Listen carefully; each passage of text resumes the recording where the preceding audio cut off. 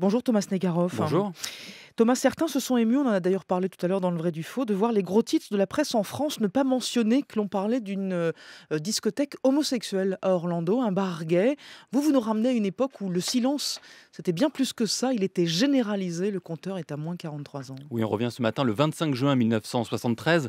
La veille, un drame a frappé la Nouvelle-Orléans. France Inter s'en fait l'écho dans son journal de 13 heures. Dramatique incendie à la Nouvelle-Orléans, aux États-Unis, hier soir. Il y aurait une trentaine de morts. Le feu a détruit un immeuble du quartier français de la vieille ville. Il semble avoir pris au rez-de-chaussée du bâtiment, dans un bar où se trouvaient de nombreux clients.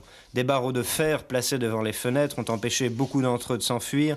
Des témoins auraient vu deux hommes arroser d'essence les toilettes du bar avant de craquer une allumette. Il pourrait s'agir de deux employés de l'établissement, licenciés quelques jours plus tôt. C'est le plus grave incendie que la Nouvelle-Orléans ait connu depuis 31 ans. Alors à entendre ces mots, on ignore que le bar l'Upstairs Lounge est un bar homosexuel, comme si donner cette information importante pourtant n'était pas acceptable pour les auditeurs français de l'époque. Et aux États-Unis, ça se passait comment? Alors c'est encore plus impressionnant. Écoutez ce qu'en disait à l'époque NBC, l'une des rares chaînes nationales à évoquer le drame. Les pompiers sont à la recherche des preuves d'un incendie criminel dans l'immeuble détruit du quartier français de la Nouvelle-Orléans. Le feu s'est déclenché au deuxième étage d'un bar hier soir, tuant 29 personnes et en blessant 15. Plus de 40 ans plus tard, et on entend la Le bourse stock après. market d'après, oui. C'est volontaire. Plus de 40 ans plus tard, il reste un mystère, mais la piste d'un homosexuel chassé du bar reste aujourd'hui la plus crédible. Alors vous l'avez entendu, relégué en toute fin de journal, juste avant la bourse, l'information est à nouveau tronquée. On ne parle pas d'homosexualité dans les grands médias américains.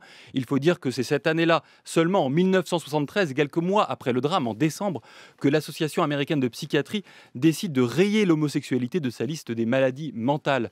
Dans le vieux sud-américain, l'homosexualité est une chose honteuse, au point que non seulement on ose évoquer la spécificité du bar, mais qu'on préfère en plus largement passer sous silence l'incendie criminel. Plus frappant et révélateur, aucun officiel ne fera de déclaration publique. Il n'y aura que 80 personnes à assister à la cérémonie religieuse, présidée par le révérend Richardson, qui sera lui-même désavoué par son évêque et qui recevra des centaines de lettres de haine. Certaines familles ne viendront pas reconnaître les corps des victimes et 3 d'entre elles demeureront non identifiées, leur enterrement financé par des inconnus. Une soirée épouvantable. Thomas Absolument. Negaroff sur France Info.